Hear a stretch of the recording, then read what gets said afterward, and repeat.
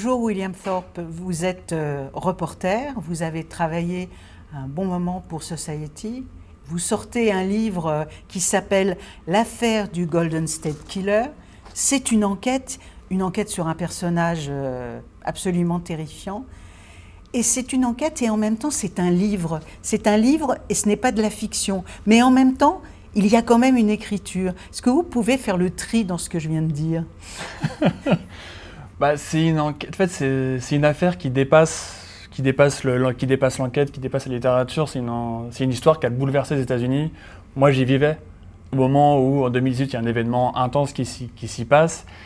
Et on se rend compte à quel point cette affaire a bouleversé les États-Unis. C'est un tsunami. C'est comme si on avait un jour retrouvé Xavier Dupont de Ligonnès.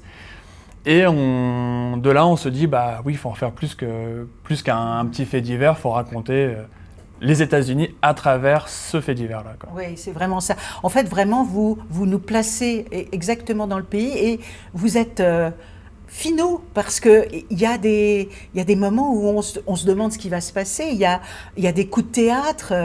Vous avez eu de la chance aussi. J'ai eu beaucoup de chance parce que j'ai rencontré les protagonistes principaux de cette affaire dans les années 70. Et oui, ce qui est passionnant avec cette affaire-là, en fait, c'est, je le dis souvent, mais c'est la fin de l'innocence américaine. C'est qu'avant cette affaire-là, tout le monde a ses portes ouvertes, les fenêtres ouvertes, les clés sur la voiture, sur le contact. Et après ça, on découvre qu'en fait, on peut rentrer chez vous en pleine nuit, vous réveiller dans votre lit et vous faire vivre des horreurs pendant des heures. Et là, d'un coup, les États-Unis s'enferment. En fait, ils mettent des barreaux sur leurs fenêtres, ils ferment leurs portes à clé, ils achètent des pistolets. Ils dorment avec des battes à côté de leurs oreillers. Enfin, c'est quelque chose d'assez fou et c'est une transformation des États-Unis. Une transformation des États-Unis que vous racontez là, mais aussi, on a l'impression que derrière tout ça, ça a créé une forme de littérature aussi, de fiction, des thrillers où on a peur du voisin, on a peur de ce qui peut se passer à l'extérieur. Et ça aussi, vous le dites. Oui, y a une vraie paranoïa qui s'installe en fait, parce qu'on ne sait pas qui est cet homme qui rentre chez vous comme ça en pleine nuit. Ça peut être votre voisin, ça peut être votre frère, votre père.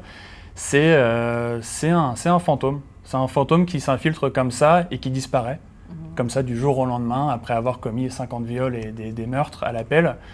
Et oui, ça crée forcément une peur qui terrifie toute la Californie. Mais écrire sur un fantôme, fallait avoir beaucoup de talent. Faut faire en avoir. Mais est-ce que ça ne vous donne pas envie d'aller au-delà, c'est-à-dire que maintenant vous avez écrit un livre, vous pouvez en écrire un autre sur une enquête de la réalité, mais de la réalité à la fiction, vous n'êtes pas loin finalement. L'écriture est là, l'histoire, vous pouvez aller un petit peu plus loin. Ça vous donne envie ? Ça me donne envie, mais il est vrai que en fait, cette réalité-là, parfois, elle est tellement incroyable, tellement folle, qu'elle dépasse la fiction. Enfin, si je vous racontais cette affaire-là en fiction, vous me diriez, mais non, c'est pas possible. C'est impossible qu'un homme comme ça puisse faire autant de crimes sans jamais se faire rattraper. Sauf que si, ça arrive, et c'est dur de dépasser parfois la réalité avec de la fiction. Mais vous y arriverez, si vous en avez envie. Merci beaucoup, William Thorpe. C'est vraiment un livre formidable et à lire la nuit avec la porte fermée. Merci. Exactement. Merci beaucoup.